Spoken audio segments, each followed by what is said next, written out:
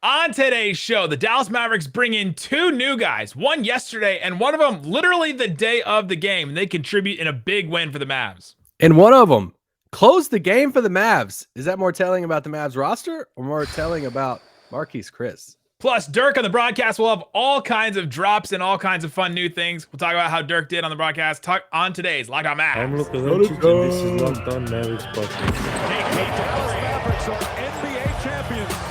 Bang! Bang! It's good! And the Mavericks have won the game! If you don't believe, you shouldn't be here.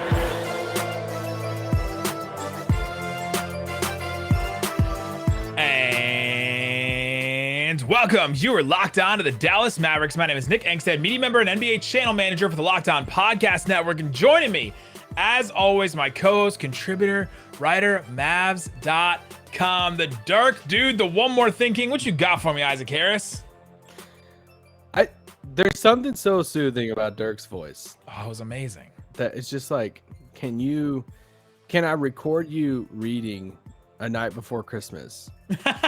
And I'm sure he has at some point in his career. And then like at Christmas Eve every year, that's like the tradition. We just hit play and it's Dirk just reading it out loud. And I need that in my life. I just miss that guy so much. You know, we obviously started, covering the Mavs towards the tail end of his career, last 3 years of his career. Yep. And I was kind of just going through this timeline with somebody the other day, and it's just, you always hear the stuff of, hey, never meet your idols, never meet your heroes, your sports guys. And he's like, he debunks all of that because he's everything that, you ever hear about Dirk. He is every bit of that. So just to, I know there's a lot of jokes that are like going around on like social media over the past few days, like, oh, Mavs season is kind of clunky. Bring in Dirk. Well, you know what? It works. Okay. Because I'm not here for any of that. If anybody's saying that, your opinion's not valid to me, because they obviously had planned that for a while. Bally Sports had so many packages and so many little things that they ran. Like, it wasn't just the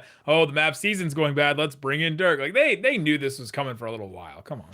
I think they probably, I don't know if it was like months planned out. I think once Harp was out, then they were probably like look around and say, hey, this is an opportunity to bring some people like Harp was out like 2 days ago. I think they knew it longer than that. But still, it's like just hearing Dirk, seeing Dirk on the broadcast. Obviously, Skin helped out a lot with that, making it a 3-man crew there. But I mean, it's no disrespect. 3-man crew was perfect. Just leave it. Was. Just leave it forever. And it's no disrespect to Harp in that. I feel like Harp, was catching some strays tonight because Dirk was so good. It's Dirk, man. Nostalgia with Dirk and stuff, but it was just so much fun. I just wanted to listen to every bit of it.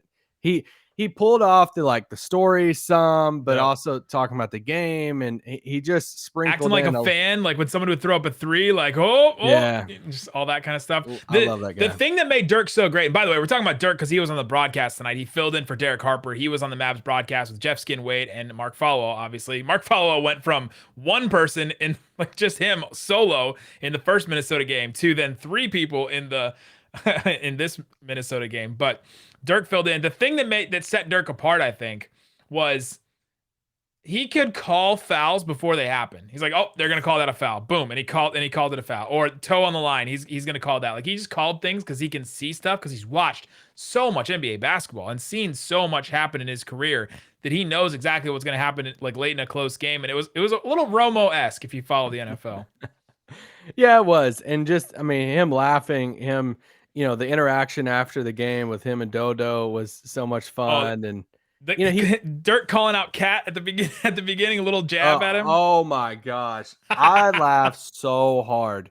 The sarcasm of Dirk of Cat hits the first 3 of the game. He references back, the quote from Cat, and no one. Karl Anthony Towns said that himself, Karl Anthony Towns, was the best shooting big man of all time, just like, speaking his truth, I guess, is what he's doing. But Dirk called him out after he hit a really tough step back 3, though. Well, I wouldn't say called him out. He praised him, right?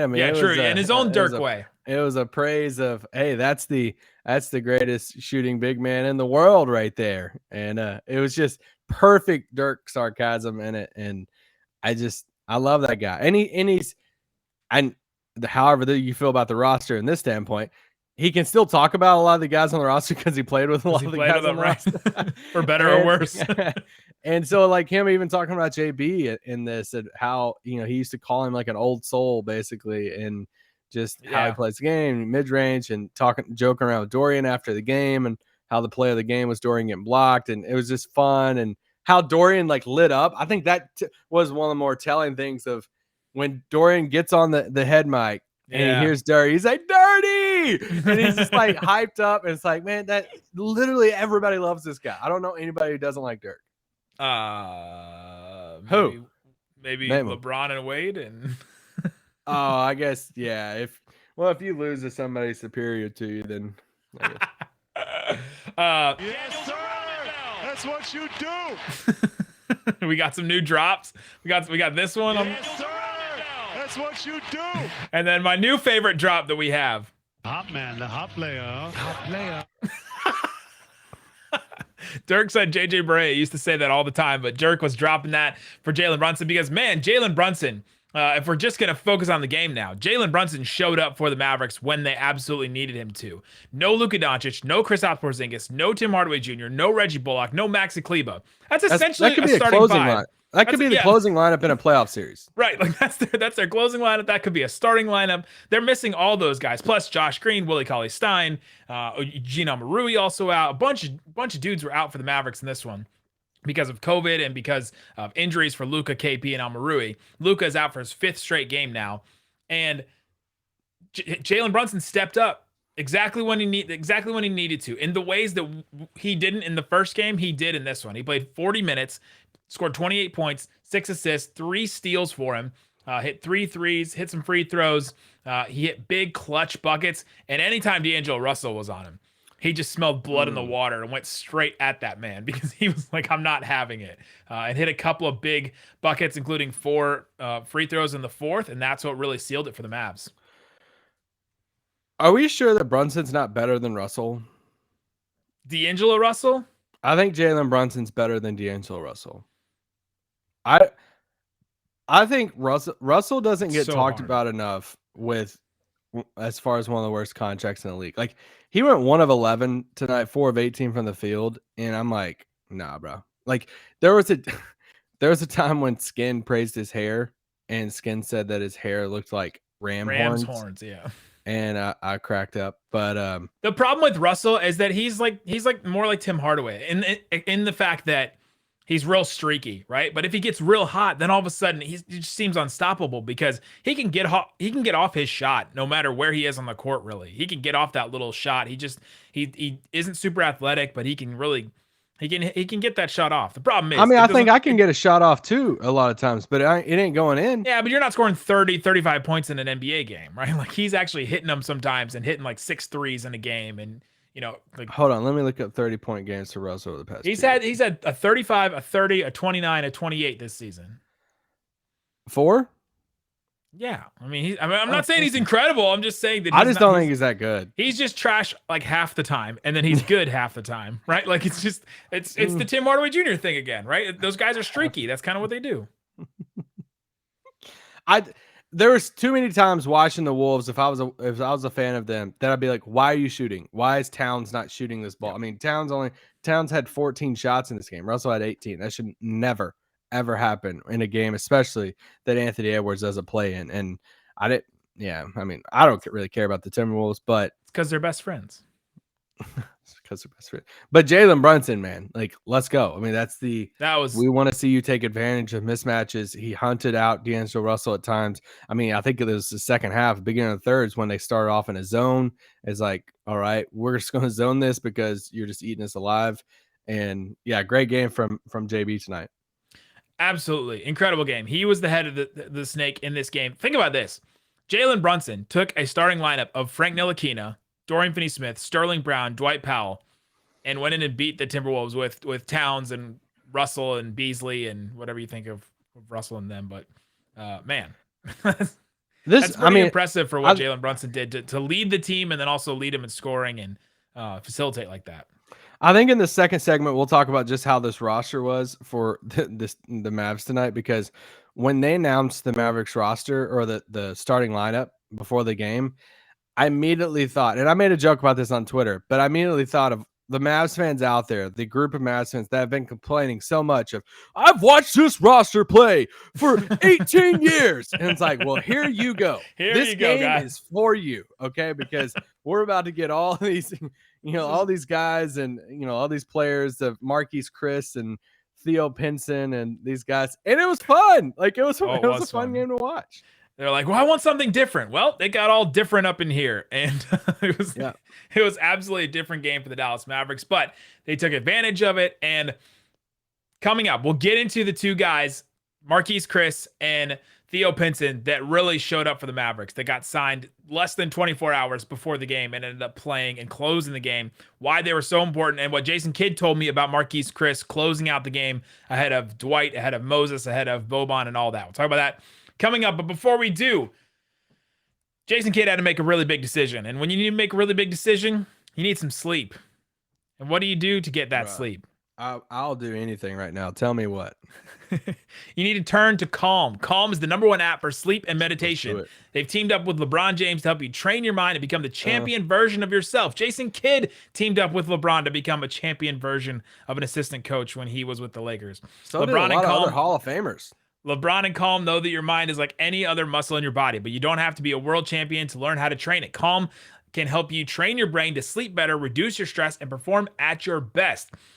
Sleep is a critical part of a mental fitness routine. Go ahead and go to calm.com/LockedOnNBA. You'll get a limited time 40% off a Calm premium premium subscription. Calm.com/LockedOnNBA. Again, for a limited time, our listeners can join LeBron in using Calm and get a 40% discount on a Calm premium subscription at calm.com/LockedOnNBA. Unlock content to help you focus, ease stress, and sleep better. Get started at calm.com/LockedOnNBA. That's calm.com/LockedOnNBA. All right, Isaac Harris. Let's get into this game. Again, the Dallas Mavericks win 114-102 against the Minnesota Timberwolves. They get revenge over the game the other night when they lost to the Timberwolves. We talked about Jalen Brunson, how he just led the way in this one. He had 28 points. But it was the two guys that had just signed. Marquis Chris literally signed, and the announcement was made, 4 hours before the game actually started. We got the email from Mavs PR that he had been officially signed. And Theo Pinson the day before. Theo Pinson, after the game, said that he was just playing Madden. He was about an hour away from going to the G League showcase.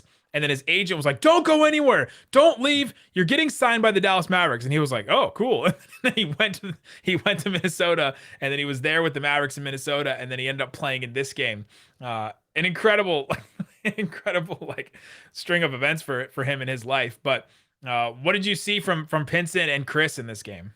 Oh, I mean, Theo played 21 minutes. Marquis Chris played 16 minutes.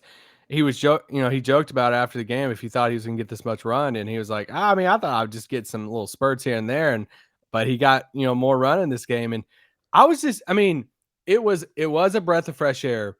But Theo brought, for me, I watched a lot of Theo Pinson at UNC. Okay, so I love. Yeah, if you don't Theo know, Pinson. Isaac is a big UNC fan. He's been for his whole life, pretty much. Yeah, and just watching him. I'm like, man, I miss watching you play basketball because he's fun. And he talked about after the game too about not knowing the plays. Even didn't know anything. Even the Mavs, talking post game, there's a handful of guys who talk post game, and they're just like, dude, just learning on the fly here. And Theo talking about, he's like, I'm trying to pick it up, with the other guys on the floor, the other teammates and stuff. He was making rotations and stuff, just hustling. This is what he did at UNC. He was like the secondary playmaker. He could handle the ball some.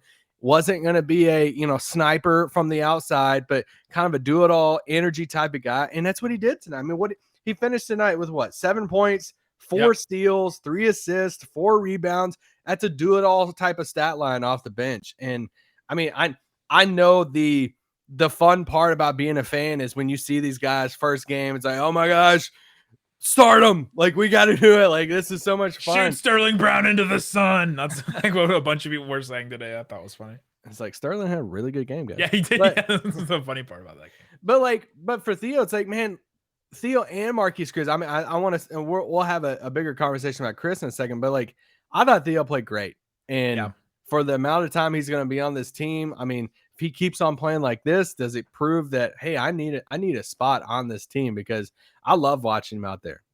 Absolutely. And the thing to me that stuck out a lot was the ball handling a little bit, because he could take the ball up and it was like, oh, somebody else that can handle the ball besides Brunson and maybe Frank Brunson, sometimes. no? Like, oh my God, somebody else that can handle the ball.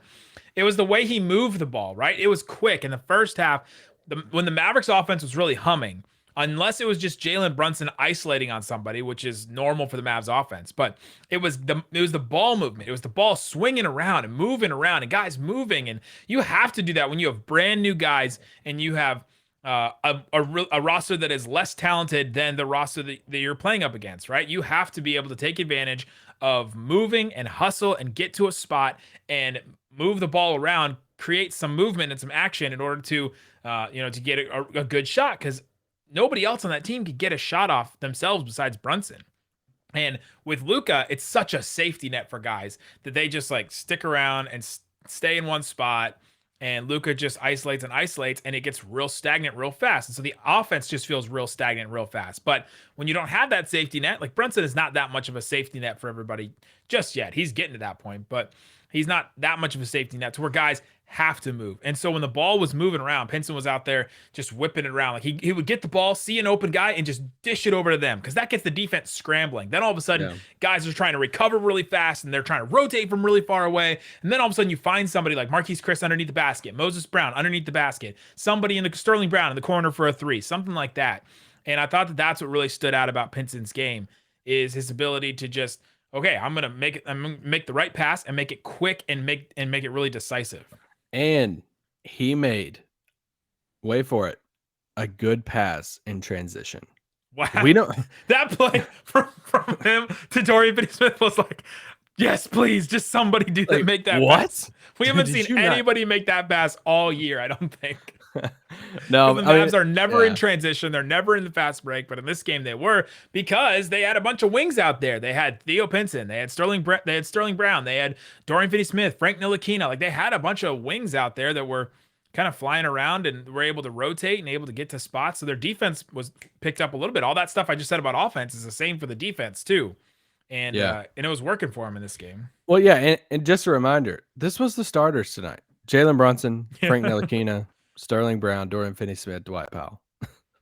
I mean, that's your starting. That's your first five on the floor for the Mavs tonight. It was those five guys. That was what Jason Kidd thought was the best shot for this team to beat the other team. Yeah, and they did. I want to, speaking of Jason Kidd, let's transition to Marquis Chris.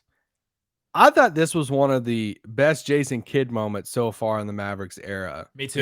In the sense of, this dude made a call of Marquis Chris is just signed. We know everything about Dwight Powell. Like the Dwight Powell thing. Dwight, a vet on this team. Dwight Powell, a guy that the leadership council, remember those days? Yep. Elected to start, alongside KP. The leadership council wasn't at the game. He has so much respect, in that locker room, in the organization. He started this game. And for Jason Kidd to make that call in the middle of the game and see Marquis Chris is defending Karl-Anthony Towns that way, he is giving his energy. He's just playing better. And for him to make that call of a guy who just signed the same day to let Chris play that out, incredible coaching move by Jason Kidd. Yeah, I thought it was an incredible decision. And I asked him about it after the game. And I said, what made you decide to leave Marquis Chris in there late and basically close the game out for the Dallas Mavericks? Powell played 7 minutes in the second half. Marquis Chris played almost 14 minutes in the second half. He almost played double as much as what Dwight Powell did. And Boban only played 2 minutes, and Moses Brown didn't play at all in the second half. And so I asked Kidd about it. So what made you decide to do that? Specifically because Chris was the one guarding Karl-Anthony Towns. And Towns went 1 of 4 from the field in the fourth quarter. And that one shot he hit was that leaning in the corner, weird 3-point shot at the end of the shot clock that was just basically a prayer of a three. And Jason Kidd said, Marquis Chris made it hard for Karl-Anthony Towns on the catch. That's one of the things he saw early in the game. He said he saw Marquis Chris playing well early. He made it hard for Karl-Anthony Towns on the catch. And he said he also knew him early in his career and he trusted him to close out that game. Now, that was really interesting to me because Kidd never coached Chris, so maybe he ran into him in some way, shape, or form. But the fact that he trusts Marquis Chris in that moment And the transitive property says that he did not trust Dwight Powell in that moment because of everything he saw in the beginning of this game.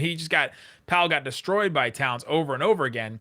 Marquis Chris did make it hard for Towns to catch the ball, to get entry passes, to get the ball in spots that he really liked it, because he's a little bit more athletic. He's a little bit bigger. He was working harder because honestly, he was out there like working for his like playing for his NBA career, basically. Him and Pinson. That's the thing that really sticks out about those two guys. They're going at it hard because they may only have 10 days to prove to the Mavericks that they should stick around for the rest of the team, or prove to the rest of the league that they should stick around and get another shot somewhere else. So these guys are going to play harder, and it's just the nature of the game. They don't have long-term contracts, but to keep Marquis Chris in the game was the right decision, and it was a real ballsy one too.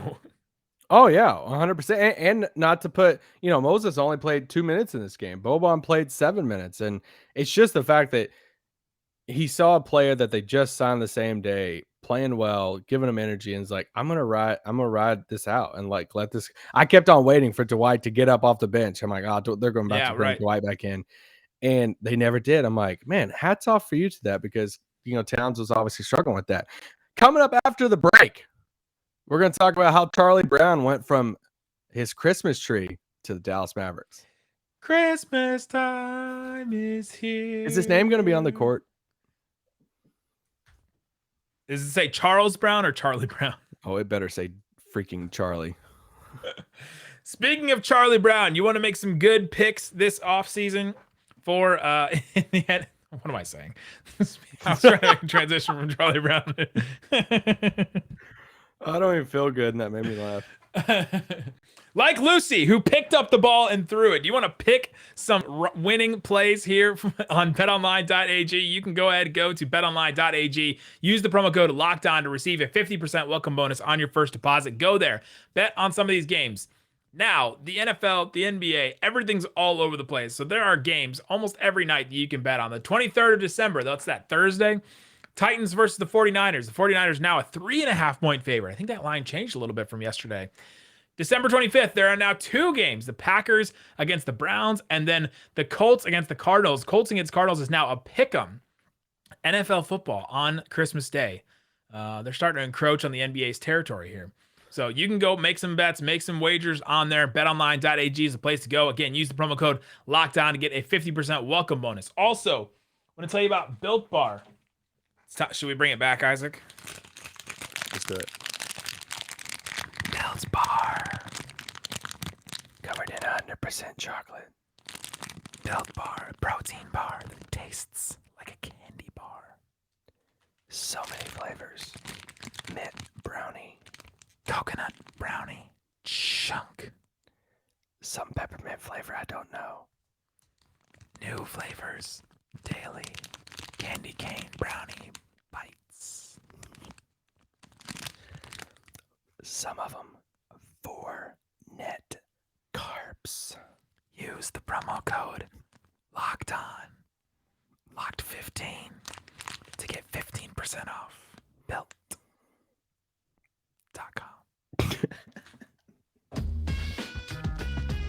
All right, Isaac Harris, there's our best Built Bar ASMR. It's the weirdest thing I've ever did. It's the weirdest thing. It's the weirdest thing we do. Actually, it may not be the weirdest thing we do. But... No. There we go. All right.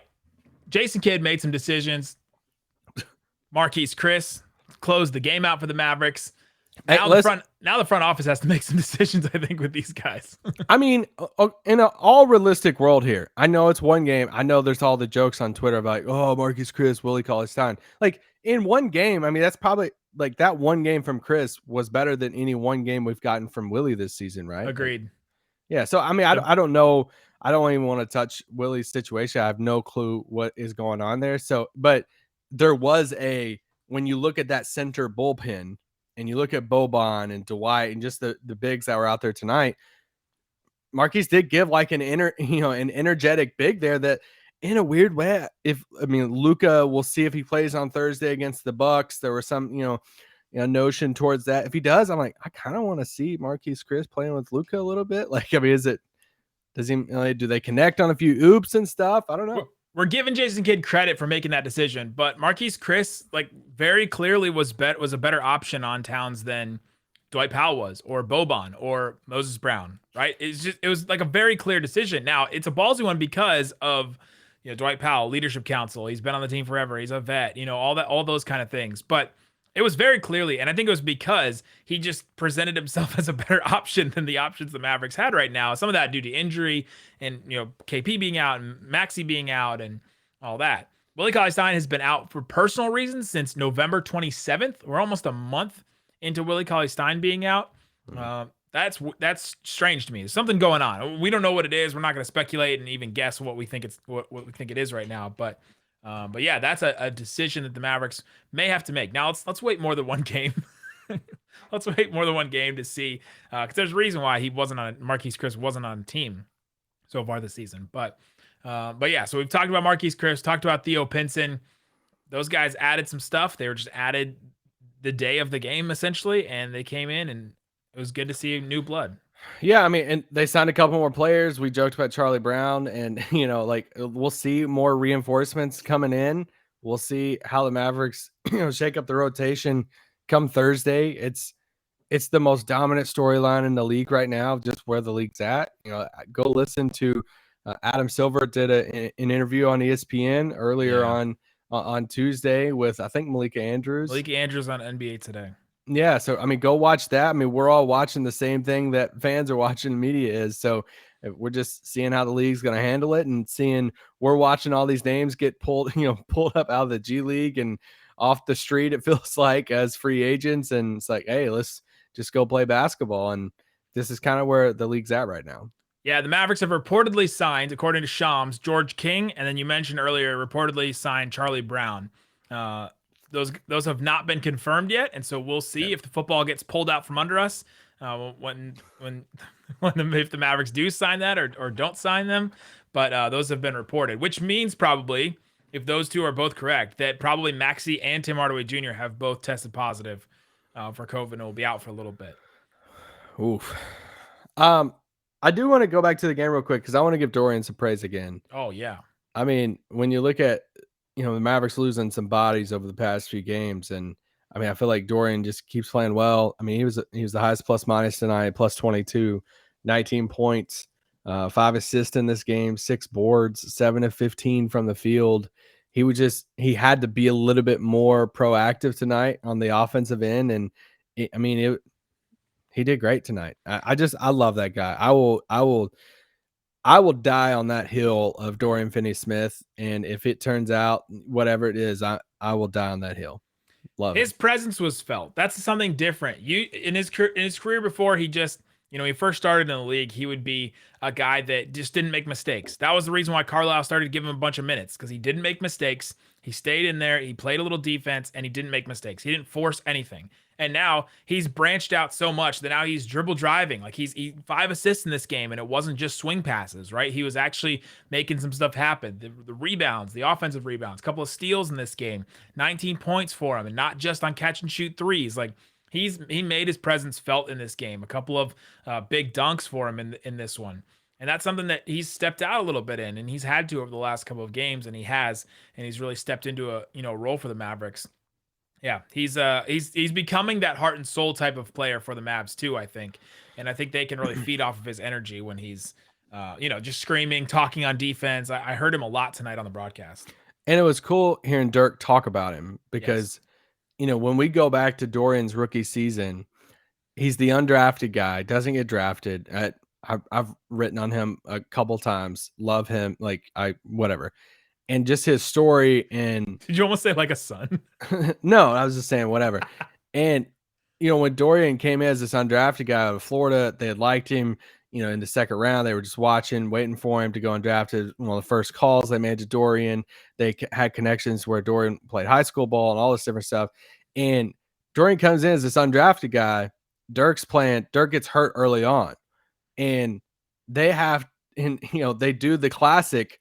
Well, instead of just moving somebody right up, off, the 6th man off the bench, they pull this undrafted guy, Dorian Finney-Smith, and say, hey, you're going to start. I mean, you look up how many games that Dorian started his rookie season as an undrafted, free agent, and he started a ton of games. And just to hear Dirk talk about his progression as a player on the broadcast was just really cool because Dirk's obviously been around him for a while. Of, you know, hey, when we signed him, you know, we didn't sign him to be a shooter. He was defense and all this stuff, but how he's gotten better as a shooter over the years. And we just talk about these glue guys. We talk about these wings. We talk about the Royce O'Neals of the world and the Bruce Bowens of the world. Like all these championship teams have to have these glue guys that are not on big time contracts, but they're going to do the dirty work. They're going to hustle. They're going to play the tough defense. And that's what Dorian gives you. And that's why he's important to this team. And that's why we've always preached this. They have good role players. It's always been that 2 to 3 spot for the Mavs over the past few years, that if they can hammer that out and figure out, solidify the number 2, number 3 on this roster behind Luka, they have the role players in Dorian and Maxi and JB and these guys that can supplement that. Yeah, absolutely. And a role player that finally stepped into a role, that finally played his best game as a Dallas Maverick so far. We mentioned him earlier. Sterling Brown, 12 points, 11 boards, 3 Great assists game. for him. Yeah. Hit 2 threes. A lot of people were making the joke, we'll send Willie Cauley-Stein and Sterling Brown out for these 2, 10-day guys that they just signed. But Sterling Brown had his best game. He was in there in the closing lineup. He was out there. He was flying around playing some decent defense and rotating. And he finally played a really good game for the Mavericks, and they really needed it. For sure. Yeah. And I mean, I think we've been talking about trade season. I mean, this is the month, leading up to trade season now. It's like, well, okay, let's say Theo and Marquis Chris keep on playing well. And then it makes a little bit, you start looking at the roster and you're like, okay, well, we kind of have Theo, Marquis Chris in our back pocket. Man, it'd be nice to keep him around. And you start talking about different deals with other teams. Now you might be a little bit more willing to give somebody else up on your roster in a deal if you're having to throw salaries in, because you do think that a Theo Pinson or Marquis Chris or Charlie Brown or something like that can, fill in some minutes off the bench. You said that like the guy from the Charlie Brown. Take it back. Take it back now, y'all. 1 hop this time. 2 hops this time. Charlie Brown. We'll have to get that. We'll have to get that drop if Charlie Brown actually plays and hits a couple threes or does something. But yeah, if they need to do a 2-for-1 trade, you got a couple of these guys around that. Like, did we have that much faith in Amarui and Ja'Cory McLaughlin? Like, they haven't shown any flashes like this. And let's be fair to those guys. It's because they're much younger, right? Those guys are coming in the league as rookies. And Theo Pinson and Marquis Chris have played on a bunch of teams and have been around and have actually played in some playoff games. And that's the reason why the Mavericks signed these guys right now, is because they need bodies. They need some guys with a little bit of experience that can come in and play. And they showed that. And they were definitely more ready for the moment than those 2 other guys that the Mavericks are trying to develop and bring along in the G League and all that kind of stuff. So that's the reason why you do stuff like this. And that's the reason why they did it. So yeah, we'll see what happens on Thursday night. They have the Bucks coming to town. It's the last game before Christmas, as they obviously play in Utah on Christmas Day this weekend. And we'll see if Luka plays. I mean, I think that's the nice, maybe a warm-up type of game. Does he play like a full 40 minutes in that game? I would think not, but does he get his, his toes wet, get back out there and run a little bit? What? Get his toes wet. Feet wet? Get your feet wet or dip your toes in. Hey, I love how you do those. Say, get your toes wet. Just stick your toes in. You just touch your toes into the. You ever touch your toes into like a pool? I mean, to see how cold it is, and then you get pushed in by somebody. I'm not sticking my whole foot in the pool. Just the toes. I'll just do the little toes. But it's get your feet wet, because the idea is you're walking into the water, like a body of water, to like you're starting to wade into the water, but just your feet. That's right. I thought it was funny. Head to toe, your best idiom that you've ever said. There you go. The new guys making it happen. Let us know which one you'd rather keep in the comments. Let us know if you had to pick one of them right now after one game. Overreaction Monday. We're Theo Pinson or Marquis Chris. Which would you rather? Let us know in the YouTube comments or on Twitter. Guys, thanks so much for listening to Locked On Mavs. Peace out. Boom.